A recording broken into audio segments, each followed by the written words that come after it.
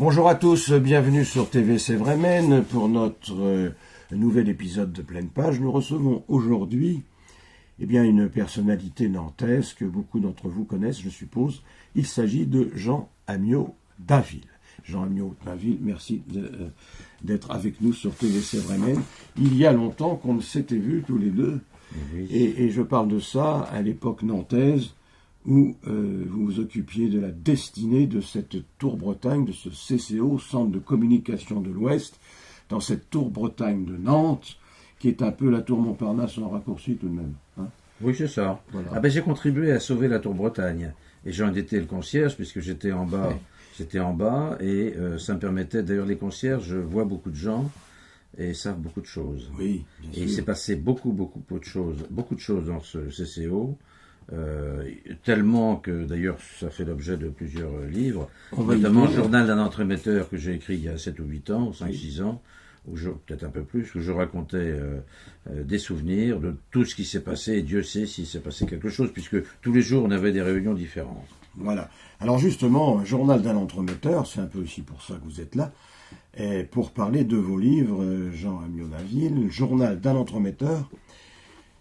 Eh bien, vous allez nous expliquer, évidemment, ce que cela veut dire. Entremetteur, ça veut dire faire rencontrer des gens. C'est bien ça? Oui, c'est ça. Pour en tirer bénéfice ou pas? Non, pas forcément. Non, enfin, cela dit, le CCO vivait quand même quasiment de ses prestations. Ce n'était pas une structure. C'était une structure à la fois publique, mais qui vivait comme une entreprise. Oui, oui. Et donc, tout était possible. L'astuce étant de faire faire par les autres. Par exemple, quelqu'un venait me voir en disant j'ai envie de monter ceci, cela. Je disais vous le montez, vous le faites. Moi je vous donne un petit coup de main. Vous faites 90% du boulot. Moi je fais les 10%. Je vous accueille. Je fais un peu la promotion. Voilà. Par exemple, un jour quelqu'un a eu l'idée d'un procès, par exemple. Oui. Un faux procès, on peut le dire. On peut le dire. Un faux procès. C'était un grand moment puisque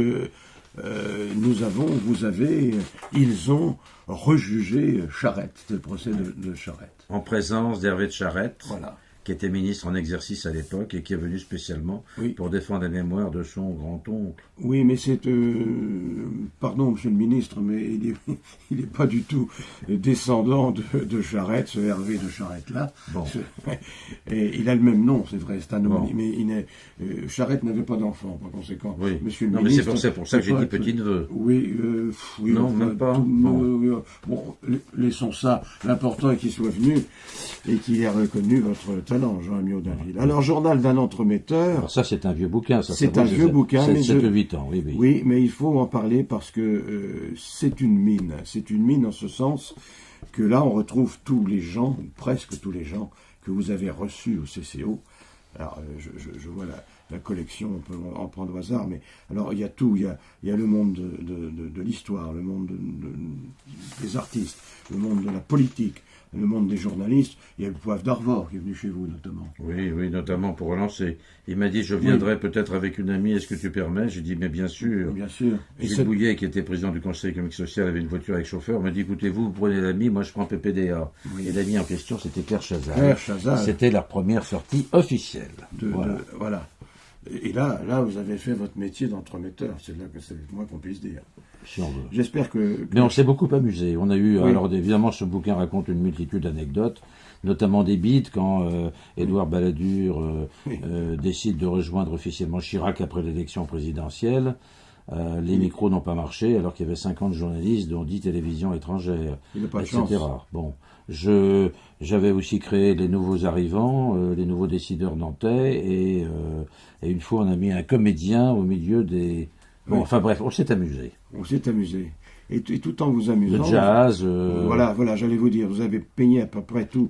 Le jazz, la musique, le théâtre, la littérature, la politique, je le disais à l'instant. Tout était possible. Tiens, je vois la photo du recteur Boubaker, Dadil Boubaker, qui était recteur, qui est toujours le recteur de la mosquée de Paris, non peut-être plus. Oui. Et on a fait un débat sur le dialogue interreligieux. C'est moi qui animais le débat. Et à un moment, Dadil Boubaker, au lieu de l'appeler monsieur le recteur, je l'ai appelé monsieur le rabbin. Oui. Donc la salle a beaucoup ri et je pense que ma gaffe a fait beaucoup pour le dialogue interreligieux. Oui, vous pensez ça? Ah oui. Ben écoutez, je pense qu'il faudrait, dans tous les débats, comme ça, des petits clins d'œil, des petits trucs. Voilà. Alors je vois aussi, vous avez reçu notamment moi j'aime beaucoup le théâtre et je vois Jean Piat. Ah, Jean Piat, extraordinaire. C'était une journée extraordinaire. Ah oui, Jean Piat, et à l'époque il avait quoi, 80 ans, maintenant il doit avoir 90, toujours en pleine forme. Toujours en pleine forme. Et alors, vous n'avez pas trop de regrets d'avoir quitté cette belle maison. Je vois aussi Philippe Labro, entre parenthèses. Bon, un confrère.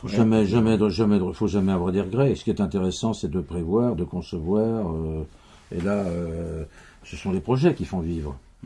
Le passé, bon, Oui. c'est bien, c'est une belle expérience, il fallait la raconter. Mais alors, on dit toujours qu'il n'a pas de passé, n'a pas d'avenir.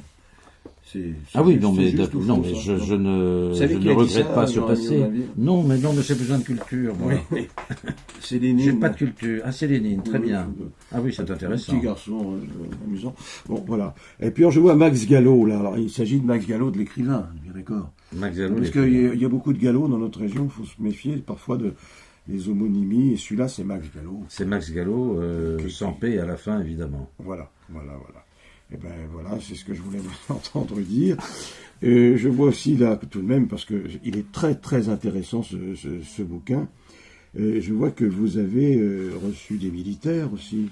Oui, on a fait beaucoup de choses avec l'armée. Vous avez reçu Élie Denoy de Saint-Marc, Élie par Denoy de exemple. Saint-Marc, Qui était un pour grand qui j'ai beaucoup officier. d'admiration. Oui. Grand officier. Moi-même, je suis fils de militaire. Oui, Mon père a fait Saint-Cyr personne n'est et était parfait. dans la Légion étrangère. Ah. Voilà. Très bien. Comme Élie Denoy de Saint-Marc. Voilà. Et je vois aussi parmi C'est les bien hommes d'avoir des photos, politiques hein. qui sont venus, moi, c'est Il y a formidable. Gattaz, Mitterrand et des patrons. Gattaz, Mitterrand et les patrons. Alors Gattaz, le père, évidemment. Oui, Yvon. Oui, pas celui de... Yvon, qui a beaucoup d'humour, qui parle très facilement, je dirais peut-être plus que son fils. Oui. Beaucoup Il d'humour. parle mieux Il que aime, son il fils, aime- il non aime- il aime beaucoup les jeux de mots aussi, Oui. le père Gattaz. Est-ce qu'il parle mieux Il que aurait son pu être fils? chansonnier. Il parle mieux que le fils, peut-être. Il est. Oui, il parle mieux. Oui, il parle mieux. Bon, enfin, on ne demande pas à un président de patron de bien parler. Non, mais ça Bon, peut enfin, aider voilà, tout aussi. ça, c'est des anecdotes. Alors, tout ça sont des Mais anecdotes. derrière les anecdotes, il y a quand même du fond. Oui. Je ne suis pas que. Non, Il n'y a bien pas sûr. que les anecdotes. J'imagine. Et puis, je vois Jean d'Ormesson aussi. Ah, Jean d'Ormesson, Vous extraordinaire. avez dû passer un bon moment. avec Jean Il d'Ormesson. est venu plusieurs fois. Oui. Et la dernière fois où il est venu, je suis allé chercher à la gare. Il était dans le train. À la sortie du wagon, on dit wagon, voiture, pardon, je suis allé chercher. Il y avait deux vieilles dames, à l'époque il avait 70 ans, 75 peut-être, mais il était encore assez vert, c'est normal pour un académicien. Oui. Et il a pris les valises de deux vieilles dames qui ne savaient pas qui il était. Et c'est lui qui prenait les... Voilà. Mais alors, fantastique, Dormesson, d'une gentillesse Oui. Oui, nous l'avons rencontré également. et d'une culture. Bien sûr. Bon. Alors, Jean Audinville, Journal d'un entremetteur. Ça, c'est donc un bouquin. Ça, c'est donc un bouquin, mais qu'il faut revoir et qu'il faut revisiter, je pense, parce que c'est énormément de souvenirs, énormément d'anecdotes, énormément de choses de la ville de Nantes. Hein. Et puis, Oui, et même au-delà. et même au-delà. Oui, et même oui. au-delà. On avait essaimé notamment avec les nouveaux décideurs, par exemple. C'est On a fait ça. quelque chose en Calvados. Alors, vous faisiez aussi des bouquins, Jean-Ami Audinville, que vous aviez appelés les grosses têtes. Les têtes. Les têtes, non, les grosses têtes, c'est Bouvard. Les têtes, c'est vous. C'est très casse-gueule. Oui, les têtes Très de casse-gueule, parce Loire-Atlantique, que ceux les qui têtes n'étaient de pas dedans Vendée. étaient furieux. Ah oui.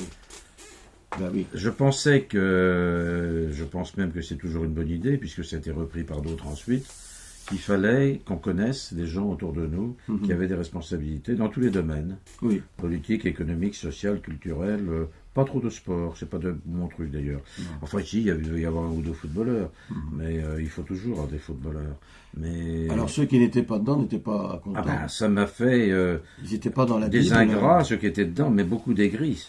Oui. Ceux qui n'étaient pas dedans, c'est horrible. Oui. Horrible. Mais on avait, avec Denis Roux, on avait monté ça, et on avait la conscience tranquille parce qu'on a fait notre boulot honnêtement. Un peu complaisant, les têtes, non? Non, Non, forcément. pas du tout. Non, c'était Non, l'objectif. Bah, c'était, on va dire, les notables. J'aime Oui. pas ce mot-là. Oui, Mais ça, c'était les notable. notables, les responsables. Bon, Non, mais ça permettait surtout d'avoir les informations beaucoup plus que dans le Ouzou, avec une multitude d'anecdotes. Et avec un esprit positif. Moi, j'aime les choses positives. Et il y avait une rubrique qui s'appelait Performance. Donc, je me souviens. Oui. Il ne s'agissait pas simplement de donner les diplômes et les machins, mais aussi de dire des choses exceptionnelles, parce que On a tendance aujourd'hui à voir le mauvais côté des choses. Moi, j'aime bien voir le bon côté des choses. C'est d'ailleurs l'objet de ce bouquin. Alors, transition. On va en parler. Transition superbe. On voit que vous avez l'habitude, Jean Amiot d'Inville. Alors, ce bouquin-là, maintenant, ce livre, Vie de com, avec un M, je le fais voir parce que vous avez écrit M comme le verbe aimer. Oui. Vous allez me donner une explication de cette astuce. La lettre suivante après le M, c'est une autre lettre. Oui. Et qui pourrait dire N-H-I-N-E. Oui. Je crois qu'il y en a d'ailleurs qui n'ont pas compris. Oui. Moi, pas trop, à vrai dire. mais sûrement que si vous m'expliquez. Hein, non. Alors là, je dis que du bien dans ce bouquin. Ah, formidable. Je dis que du... Donc c'est pas intéressant, parce que pour être pour être bien vu dans la vie, pour qu'on parle de nous, il faut dire du mal. Oui. En tout cas, je note qu'il y a une préface de Philippe Gildac, un confrère également. Et c'est sympa de sa part de vous avoir fait une petite préface. Il est sympathique. J'ai eu la chance surtout qu'il soit en classe avec un de mes frères qui lui était en tête de classe. Népotisme encore, toujours. Toujours. Et non, mais Gildas c'est un type remarquable. Oui. Remarquable. Qu'on a bien vu sur Canal+, très souvent, oui. Bien entendu. Alors, dans ce livre, Vie de com, avec un M, édition d'Orbestier, au passage. Donc, ce sont des voisins vendéens d'Orbestier. Oui. Mais je crois qu'ils sont installés à Nantes. Maintenant, ils sont installés à côté de Nantes, oui. Alors, là-dedans, il y a aussi question de communication. Vous êtes un communicant, Jean Amiot d'Inville. Alors, oui. Qu'est-ce que ça veut dire ? Je ne sais pas si vous allez nous expliquer ça. C'est quoi être communicant ? Vous savez ce que j'en pense, moi ? Je pense que le mot communication est un mot moderne pour dire propagande, je me trompe. Non, mais le mot communication, il y a des mots savants qui l'expliquent. D'ailleurs, je crois que le mot communication a 5 définitions. Tout le monde veut être dans la com. La communication qui permet de rapprocher les gens. Oui. Ah bon ? Oui.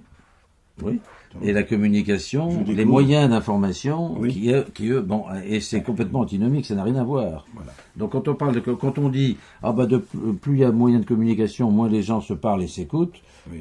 C'est vrai et c'est pas vrai, tout dépend de quel com nous parlons. Mais moi, j'essaye d'être concret, pragmatique, et je rends hommage dans ce bouquin à beaucoup de gens toujours. Ça me permet de vendre de bouquins. Oui. Parce que ceux qui sont dedans. Ah, ça c'est bien, ça oui, c'est bien. C'était les têtes. Je vous reconnais bien là. Ah, mais je suis pas un homme d'affaires, mais. Non, mais enfin, mais quand même. Très bien. Et alors là, je passe en revue un tout petit peu ma famille, très peu. D'ailleurs, j'ai donné ce bouquin. Ce bouquin a été acheté par un professeur de communication à Nantes il y a 1 an. Et je lui ai dit, qu'est-ce que vous pensez de mon bouquin ? Elle m'a répondu, ouais. Le portrait que j'ai préféré, c'est celui consacré à votre mère. Je parle à un moment, il y a des chapitres sur ma mère. Je parle de mes tantes bonnes sœurs carmélites, d'une autre qui était châtelaine, et je parle de ma mère qui s'est retrouvée veuve à 28 ou 29 ans avec 5 enfants. Bon, on n'est pas là pour pleurer. Mais page familiale, mais c'est surtout évidemment des gens que j'ai rencontrés, mes anciens patrons, les gens que j'ai côtoyés, qui m'ont marqué. Voilà. En tout cas, c'est un beau bouquin, et puis moi je trouve que, comme l'autre du reste, il est intéressant parce que c'est une manière du dictionnaire, une manière de lexicon. On retrouve beaucoup de gens connus, il y a beaucoup de confrères de la presse, je vois Dominique Baudis. Dominique Baudis, oui, je parle de la rumeur. De la rumeur, voilà, c'est ça. J'aime bien le rire, le risque et la rime. Ah, voilà. Mais il y a aussi un autre mot qui commence par le R, c'est la rumeur. Et aujourd'hui, n'importe qui peut dire du mal de... Et ça marche. Et ça marche. Et c'est formidable. Ça marche. C'est formidable. Et Dominique Baudis, je suis allé le voir, lui donner le bouquin, puisque je parle de la rumeur, puisqu'il a été l'objet de rumeurs. Je suis allé le voir quand il était défenseur des droits, c'est ça, à Paris, un poste national. Il est mort 1 mois après, non pas parce qu'il a lu mon bouquin, ne rions pas, mais... Et il était prêt à venir d'ailleurs à parler exceptionnellement de cette période qu'il a vécue. Et il a été au CSA à un moment donné. Il a été au CSA, c'est lui qui a lancé les télévisions. Comment s'appellent les télévisions Oui, enfin la chaîne de télévision que vous avez aujourd'hui. Oui, mais il y a aussi les télévisions de proximité. De proximité, voilà. Jean Amiot d'Inville, après toutes ces aventures, toutes ces écritures et toutes... ces agitations sympathiques, j'imagine que vous avez encore des projets. Vous n'allez pas aller cultiver votre jardin, déjà ? Alors aujourd'hui, je suis membre de l'Académie littéraire qui s'appelle Bretagne et Pays de la Loire, qui est surtout nantaise, un peu vendéenne, un peu Maine-et-Loire. Oui. J'ai relancé une association sur le rire, qui s'appelle le CLA de rire, le CLA, Club Atlantique, Oui. mais qui s'intéresse à l'humour et à l'optimisme. Le de rire, c'est très fin. Ah oui, vous avez vu l'astuce. Oh, Mais on l'appelle le tout court. oui, oui. Et on ne fait pas que... Mais c'est très compliqué. J'ai monté beaucoup de choses dans ma vie. J'ai monté une vingtaine de gros projets qui ont en général réussi. Mais ça, c'est très compliqué parce que mes copains viennent pour se marrer. Oui. Or, comme dans toute activité, il faut avoir un peu d'organisation, j'allais dire de rigueur. Et là, nous étions avant-hier au musée de Louis, le musée de Louis au château de Clermont. Château de Clermont. Et on va certainement s'associer à ce... Et on a parlé de Louis de Funès avec des témoins exceptionnels qu'il a rencontrés quand il était à Clermont. Bref, vous n'avez pas fini de sévir, de rire. Oui, j'ai donné qu'une partie de mes activités. Parce que rire est le propre de l'homme, c'est bien ça. Absolument. Ah. Merci Jean Amiot d'Inville. On dit ça sérieusement. Oui, mais bien entendu, comme Rabelais a toujours été un personnage sérieux. Jean Amiot d'Inville, donc, pour Vite comme avec un M, je vous présente à nouveau la couverture de ce livre, préface de Philippe Gilda, édition d'Orbestier. Merci Jean Amiot d'Inville. Et puis on se retrouve sur TV C'est vrai même, aussi longtemps et aussi souvent que vous le désirerez. Vous me citez, j'arrive.